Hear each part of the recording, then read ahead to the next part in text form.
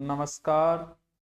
सत श्री अकाल, good evening, happy Deepawali. सबको तहे दिल से हार्दिक शुभकामनाएं। मेरे राम आए हैं अवध में, तो स्वागत तो बनता है। वो बात अलग है कि पटाखों पे बैन है। ऐसे ही चलता रहा तो एक दिन दियों पे भी बैन लगा देंगे। वो जी अंटार्कटिका की बर्फ पिघल रही है, जहाँ भयंकर कोरोना फैला वहां भी खुशियां मनाई जा रही है हर प्रोग्राम। लेकिन हमारे यहाँ तो चलो, अब तो बहाना तो है कोरोना का। इससे पहले भी लगे जब कोरोना नहीं था, चलो कोई बात नहीं, लगना भी चाहिए जहां पर प्रदूषण ज्यादा हो, लेकिन जहां न हो वहां तो नहीं होना चाहिए। चलो ये तो रीट का रिजल्ट आया। सबको बहुत बहुत बहुत शुभकामनाएं। अच्छे अच्छे नंबर लेके आ रहे हैं, एक ही जगह से टॉपर आ रहे हैं, एक ही रूम से आ रहे हैं, ये भी बधाई वाली बात तो बनती है। तो सबको हार्दिक शुभकामनाएं। और मैसेज भी आने लग गए थे, कोई 125 बोल रहा था, कोई 130, कोई 135। तो मैसेज आ रहे थे तो लगा था कि मैसेज इन स्क्रीनशॉटों को शेयर करें। लेकिन जब बेरोजगार बन के देखते हैं तभी असफल तो हम भी हुए थे। तो ऐसा अगर बेरोजगार बन के देखें और आज मेहनत करके भी जिसके 120 आए, 115 आए, उन पे क्या गुजर रही होगी। क्योंकि एक मैसेज आया मेरे पास कि सर मेरे 115 बने हैं, तो 115 बने सर, मेरा होगा कि नहीं होगा। ये इमोजी था रोने वाला, क्योंकि परिस्थितियां समय के अनुसार, धर्म की परिभाषा होती है, शब्दों की परिभाषा समय के अनुसार होती है हमेशा। राम नाम सत्य है, ये वाक्य बहुत अच्छा है, लेकिन ये शादी में बोलने लायक नहीं है। सॉरी, ये वाक्य भी बहुत अच्छा है, लेकिन जब डॉक्टर बोलते ना सॉरी, तो परिस्थिति। आज से अगर मैं किसी के नंबर शेयर करता हूँ, स्क्रीनशॉट के 145 बने, तो इसके 120 बने, क्या उसने मेहनत नहीं की यार? उस पर क्या गुजरेगी? गुजर तो रही है, क्योंकि जैसे ही आए, आज तो दूध वाले को भी पता है, वो भी आते हैं बाहर हमारे मुन्नो थार बीएड तैयारी करा, कितना नंबर बनया। फोन की घंटियां उनकी भी बज रही होगी, टेंशन क्या जवाब दे। 115 बने, सामने वाला सांत्वना दे रहा है, कोई बात नहीं, हो जाएगा, आपका हो जाना चाहिए। जबकि सांत्वना उसे भी पता है कि होगा कि नहीं होगा, ये इस चीज का सबको पता होता है, लेकिन सांत्वनाएं तो दी जाती है। ये नहीं कह सकते कि 115 वाले का नहीं होगा, 110 वाले का होगा, 140 वाले, क्योंकि अभी तक इस चीज का निर्धारण नहीं है। अभी 10 90 10 वाला वेटेज वो चीजें पड़ी है। लेकिन कहीं ना कहीं आदमी इस चीज से फिर बाहर निकलना चाहता है, क्योंकि मेहनत तो उसने भी की है यार। 120 वाले ने भी की है, 110 वाले ने भी की है, 110 भी ऐसे तो नहीं आते, मेहनत तो उसने भी की है। तो वो बाहर निकलना चाहता है कि चलो यार नहीं हुआ, चलते हैं कहीं एकांतवास में, चलते हैं। मान लो खेत जाके बैठ जाता है, फिर वो जिनको अपने गुरुओं को फॉलो करता है, और चलो उनके देख लेते हैं, उनको देखिए तो वहां भी सिर्फ सफलता वालों की ही चर्चा हो रही है। कोचिंग को देखता है, कोचिंग वाले भी उसी की चर्चा कर रहे हैं जो सफल हुआ है। तो भाई क्या उसने मेहनत नहीं की जिसकी 115 आई? मेहनत तो उसने भी की है। और कोई व्यक्ति कैसे दावा कर सकता है कि मेरे पढ़ाए हुए सभी सफल हो गए? सफल तो उतने ही है, जितना परसेंटेज हमेशा रहता है वही सफलता का परसेंटेज है। आज किसके साथ खड़ा होना चाहिए हमें? सफल लोगों की? ऐसा सफल लोगों के साथ तो दुनिया खड़ी है ना। पता नहीं कैसे कैसे रिलेशन बना के खड़ी है। एक जमाना वो आएगा कि जब आरएस की पहली रैंक आएगी तो लोग ऐड देंगे कि ये आरएस पहली रैंक आया, क्यों क्यों, और ये हमारी कोचिंग के आगे से गुजरता था। किसी एक पुस्तक को पढ़ के 140 नंबर लाना बहुत मुश्किल काम। किसी एक संस्था से पढ़ के 2 महीने पढ़ के, ये बहुत मुश्किल कार्य। जैसे मैं कह दूं कि बहुत सारे कहते हैं सर आपका योगदान है, मेरे इतने बने। अरे मेरा कैसे योगदान होगा भैया? मैं तो 15-20 नंबर कवर करता हूँ, कितना करता हूँ, मेरी हिस्ट्री का कितना कोर्स। ये आपका बड़प्पन है कि आप हमें ये श्रेय देते हो, तो आप सबको बधाइयां। लेकिन जो डिप्रेशन में है उनके बारे में भी सोचना चाहिए। ये 140 145 की मार्कशीट दिखा के उन लोगों को डिप्रेशन में मत करो। आज उनको मोटिवेशन नहीं मिल रहा, ये चीज तुम भी जानते हो और हम भी जानते हैं कि आज जिसके 125 बने उसको 145 वाली मार्कशीट दिखाएं तो उस पर क्या गुजरते, क्योंकि 125 वाला तो दुविधा में फंसा हुआ है कि होगा कि नहीं होगा। और वो भी सोचता है यार मैंने भी तो ये किताब पढ़ी थी, मैंने भी इतनी मेहनत की थी, मेरे साथ क्या हुआ? वो तो वो 3 घंटे का दुर्भाग्य है कि किसी का साथ दे दिया, वो आगे निकल गए, कोई रह गया तो रह गया। तो ये मत सोचना कि तुम्हारे 115 आए, तुमने मेहनत नहीं की, तुमने भी मेहनत की है। और ये निर्धारण, ये 10-15 नंबर का जो अंतर है, वो कोई तुम्हारी योग्यता का निर्धारण नहीं करते। इस बात पे कतई तुम योग्य नहीं हो, इस बात को मत सोचना कभी कि तुम्हारे 110 बने इसका मतलब तुम योग्य नहीं हो। ये रीट एक अलग मामला है। रीट के अंदर सब सब्जेक्टों में इंटेलिजेंस है, जिसका सब्जेक्ट अच्छा है। बहुत सारे अध्यापक जो सेकंड ग्रेड जो बहुत सारी स्कूलों में, प्राइवेट स्कूल कॉलेज में पढ़ा रहे हैं, उनका सिलेक्शन रीट में बहुत मुश्किल है। जैसे मैं रीट का पेपर दूं, मेरा सिलेक्शन नहीं होगा, लेकिन मैं अगर हिस्ट्री से फर्स्ट ग्रेड दूं तो मेरे अच्छे चांसेस बनते हैं, क्योंकि जिसका सब्जेक्ट मजबूत हो उसके लिए सेकंड और फर्स्ट ग्रेड जैसी भर्ती है। आदमी सोचता है कि फर्स्ट ग्रेड इतनी बड़ी, अरे नहीं बेटा, तेरे अगर सब्जेक्ट मजबूत है तो तेरे लिए फर्स्ट ग्रेड और सेकंड ग्रेड ही बनी है। ऑल ओवर तू है।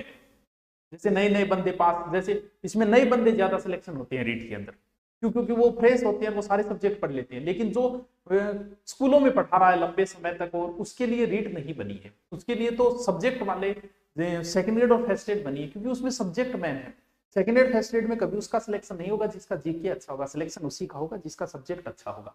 अगर आपका सब्जेक्ट अच्छा है तो आप कतई चिंता न करें, आपके लिए सेकंड ग्रेड और फर्स्ट ग्रेड की भर्तियां ही बनी हुई है। तो चिंता न करें इस चीज का, ये कोई निर्धारण नहीं है आपकी योग्यता का। तो आप सबको जिनका हो गया उनको बहुत बहुत बधाइयां, बहुत बहुत शुभकामनाएं हैं, और आप हमेशा ये दो, ये अच्छी बात है। और ये आपका बड़प्पन है, हमारा इससे कुछ नहीं। लेकिन हम तो ये सोच रहे हैं कि जिनका नहीं हुआ उनका कौन है, उनकी भी तो हम ही हैं। आज उनको ज्यादा जरूरी है हमारे, ना कि उनको जरूरत है। जिनका हो गया वो तो हो गया उनका, तो आज तो दुनिया खड़ी है उनके साथ।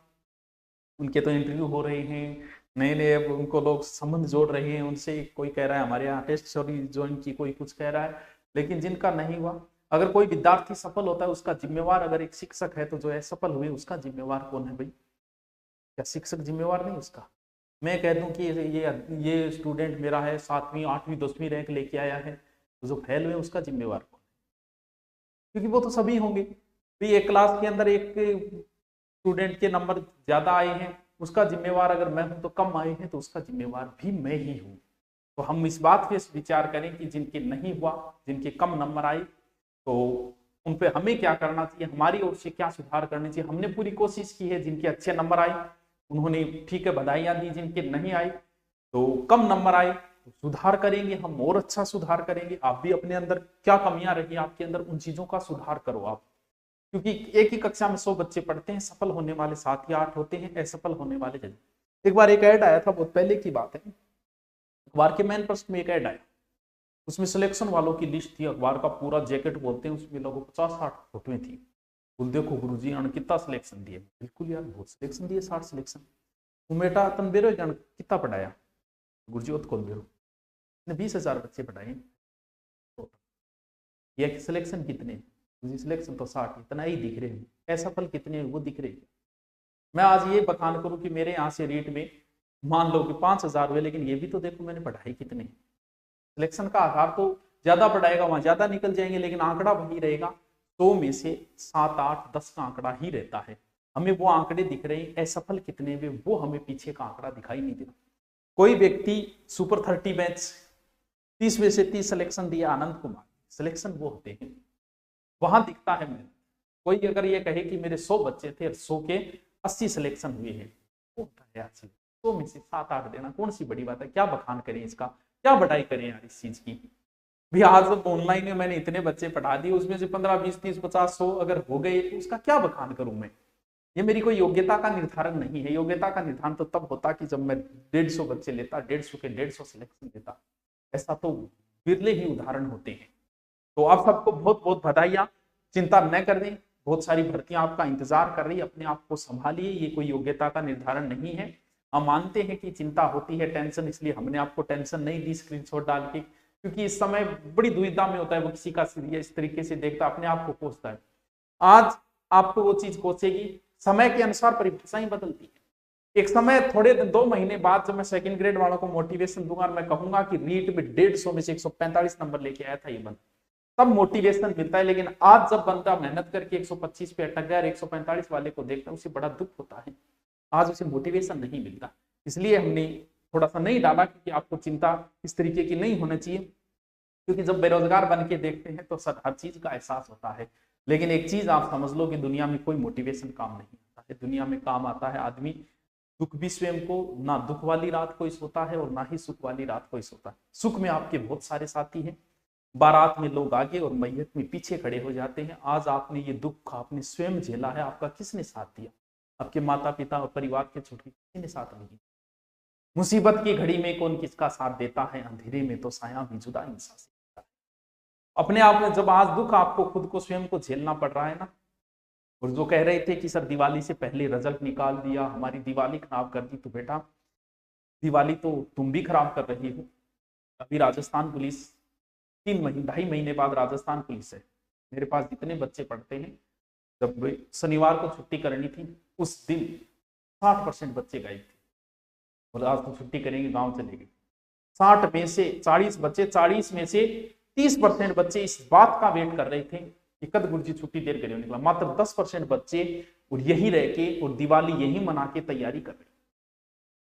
सिलेक्शन उन्हीं 10%। मनाओ दिवालियां। मैं अपनी माँ को खुश करने के लिए हजारों माओं को नहीं रुला सकता, तुम इसे एक दिवाली को खुश करने के लिए आगे की 60 दिवालियां बर्बाद कर रहे हो। इसके जिम्मेवार तुम स्वयं हो, क्योंकि आगे भी रिजल्ट आएगी, आगे भी भर्तियां आएगी और सरकार टाइम तक नहीं दे रही है। 2-2.5 महीने में हर भर्ती का रिजल्ट निकाल रही, हर भर्ती को कर रही।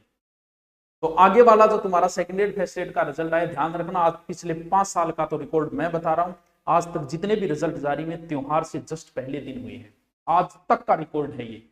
तो इस दिवाली पे तुम क्या कर रहे हो? मौज मस्ती कर रहे हो पुलिस वालों। एग्जाम है तुम्हारा जनवरी के अंदर और गांव में मस्ती कर रहे हो ना, तो आगे वाली होली जो है ना तुम्हारी खराब होने वाली, इसकी जिम्मेवार तुम स्वयं हो। सरकार को दोष मत दो कि हमारा त्योहार खराब कर दिया, तुम स्वयं खराब कर रहे हो थोड़ा त्योहार। कहाँ जरूरत थी तुम्हें गाँव जाके भटकने की 7-7 दिन? तुम्हें नहीं पता कि तुम ये मौज मस्ती कर रहे हो ना, उसी मौज मस्ती में कोई और अपने 7 चैप्टर सल्टा लेगा। ये 7 दिन की छुट्टियां है ना, एक कंप्यूटर पूरा का रिपीट कर सकता है 7 दिन में। फिर कहते हो हमारी दिवाली खराब कर दी, तुम खुद स्वयं खराब कर रहे हो। आगे की 60 दिवालियां मनानी है तुम्हें या फिर ये दिवाली मनानी थी, ये तो तुम पर डिपेंड है। कोई फर्क नहीं पड़ता, एक दिवाली नहीं बनाओगे तो एक दिवाली यहाँ रुक जाओगे ना, कोई फर्क नहीं पड़ता। मिठाई यहाँ बना लो, जहाँ रूम में रह रहे हो वहां बना लो, दिए यहाँ जला लो, कोई फर्क नहीं पड़ता। लेकिन जिम्मेवार तुम स्वयं हो, किसी को दोष नहीं दे सकते आप। आज गांव में बैठ के और बोल 7 दिन की छुट्टी होगी, मौज होगी, गांव में बैठ के कहते हो, फिर कहते हो रीट का रिजल्ट निकाल के हमारी दिवाली खराब कर दी। नहीं, तुम स्वयं खराब कर रहे हो। दिवाली जिनके अच्छे नंबर आए ना, उनकी दिवाली अच्छी गई है और आगे भी उनके आगे के 60 त्योहार और अच्छे जाएंगे उनकी। लेकिन आपका क्या होगा? तो दोष किसी पर मत दो, अपनी कमियां हैं, अपनी कमियों के अंदर सुधार करो। तो चलो, दुख चिंता करने की जरूरत नहीं है, तुम्हारी योग्यता का निर्धारण नहीं है, ये एक एग्जाम। तो चलिए, दिवाली को सबको शुभकामनाएं। मैंने सीरियस नहीं किया है आपको, आज त्योहार का दिन है इसलिए, लेकिन हो जाती है, तकलीफ होती है कि जो 120 वाला है वो तो द्विधा में फंसा हुआ, इधर उधर कॉल कर रहा है, ये वो दुखी है कि होगा कि नहीं होगा। लेकिन अभी कुछ नहीं पता है मेरिट का निर्धारण क्या होगा, अभी नहीं पता है। 120 वाले का भी हो सकता है, 110 वाले का भी हो सकता है। चलिए, आप सभी को शुभकामनाएं दिवाली की। और हमारे नए बैच जो है वो चल रहे हैं, फर्स्ट ग्रेड सेकंड ग्रेड, हमारा विशेष फोकस है, चिंता करने हम अपनी तरफ से पूरी मेहनत करते हैं। सिलेक्शन तो वही आंकड़ा रहेगा, दुनिया का कोई व्यक्ति कुछ भी कहे, 100 में से वही 8-10 का आंकड़ा रहता है, हर संस्था का, हर ऑनलाइन वाले का, वही हमारा रहा है। लेकिन मैंने पहले भी बोली थी कि मैं अपने प्रचार के लिए कभी ये नहीं कहूंगा कि ये बच्चा मेरे पास पढ़ा, ना पीछे किया है कभी, ना आगे करेंगे। हम अपनी मेहनत करते हैं, जो मेहनत करते हैं उन्हें प्रचार की जरूरत कभी नहीं होती।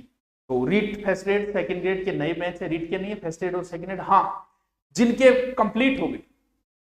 हम हमेशा कोर्स एग्जाम तक देते, कई बच्चे पूछते हैं कब तक रहेगा, एग्जाम तक। जैसे रीट का हमारा पहला बैच 2 साल तक बच्चों के पास रहा, एग्जाम तक रहता है। लेकिन कुछ बच्चे 2 महीने पहले खरीदते हैं, 2 महीने पूरे होते गुरुजी मारते एग्जाम हो गए, मैं तो 2 महीना ही पढ़ी हूँ। तो बेटा 2 महीने के अनुसार ही तुमने फीस दी, क्योंकि जब एग्जाम नजदीक आ जाता है तो हम फीस क्या कर देते, 100, 500, 300 ये फीस कर देते हैं। तो फीस भी हमने उसके अनुसार लेते हैं। जैसे अभी फर्स्ट ग्रेड की हमारे फीस कितनी है, 4500, 4000, कुछ बच्चे कह रहे हैं ज्यादा नहीं है, क्या होता 2 साल में वो लाइव है। और फर्स्ट ग्रेड में सब्जेक्ट के अच्छे अध्यापक है, सारे के सारे वो परसेंटेज पे होते हैं सारे के सारे। हम फीस थोड़ा सा कम नहीं कर पाते, ये मजबूरी है, क्योंकि उसमें हम पूरा सब्जेक्ट देते हैं। वो एक टीचर का तो मिलेगा और वो भी लाइव, हो सकता है 2 टीचर की भी दे दे, 3 की भी दे दे, 1 का तो कन्फर्म है ही। इसके अलावा जीके का पूरा हम दे रहे हैं, तो इसकी कोई फीस ज्यादा नहीं है ये। और ये फीस जब लास्ट फर्स्ट ग्रेड एग्जाम आ जाएगी 1 महीने पहले, इसकी फीस बहुत कम हो जाएगी। तो वो तो उसके अनुसार होती है। लेकिन अभी आरएस का एग्जाम हो गया, आरएस वालों का हम 2 महीने कोर्स और नहीं हटाएंगे। हमने कहा एग्जाम के अनुसार है, लेकिन तुम पढ़ लो यार, क्यों? क्योंकि ग्राम सेवक की एग्जाम है, इसलिए हम नहीं हटा रहे। लेकिन बाकी सबका कोर्स हम हटाने जा रहे हैं। लेकिन हटाने से पहले आपके पास एक मैसेज आएगा, अगर आप इस कोर्स को 1 साल के लिए रखना चाहती है तो नॉर्मल फीस 100, 200, 500, 700 जो भी फीस रखी है हमने, उस फीस के अनुसार आप 1 साल तक उसे रिन्यू कर सकते हैं कि नहीं मैं पढ़ना चाहता हूँ। बाकी क्योंकि 2-2 साल हो गए कोर्स को, इसलिए हम हटा रहे हैं। जैसे पिछला राजस्थान पुलिस, दूसरी राजस्थान पुलिस आगे, पिछले वाला अभी तक नहीं हटाया तो हटाना ही पड़ेगा। तो इसलिए उसमें ये न कहें कि आप हटा क्यों रहे हो, क्योंकि हमने एग्जाम तक का बोला था, फीस भी उसके अनुसार ही ली है हमने। ठीक है, तो सेकेंड एड फर्स्ट एड के सभी कोर्स हैं, फीस आप देख लेना उसके अंदर जाके, ज्यादा फीस नहीं है, कंप्यूटर के भी है और सारी भर्तियों की आप सेकंड ग्रेड फर्स्ट एड सभी सब्जेक्टों की ऑफलाइन की जानकारी मैं संडे को दूंगा, पूरी जानकारी दूंगा सेकंड ग्रेड फर्स्ट एड और सब ऑफलाइन बेंच की। जो ऑफलाइन आना चाहिए वो आ जाए, ऑफलाइन के अंदर आपको एक कोर्स मुफ्त में मिल जाएगा ऑफलाइन अगर आप ज्वाइन करते हो। ऑनलाइन जिसको लेना चाहता है वो लाइव, अभी क्लासें नहीं चल रही है, गुरुजी छुट्टी पे है, दीपावली की छुट्टियां चल रही, सोमवार से क्लासें शुरू होगी, सभी लाइव क्लासें हैं सारी के सारे। अभी तक कोर्स बिल्कुल भी नहीं हुआ है, 10% कोर्स हुआ है, 10% अपलोड है, बाकी सारी लाइव क्लासें होगी। सभी भर्तियों के आप जिसका भी लेना चाहे वो आपकी मर्जी है। ठीक है, okay, thank you, happy Diwali सबको।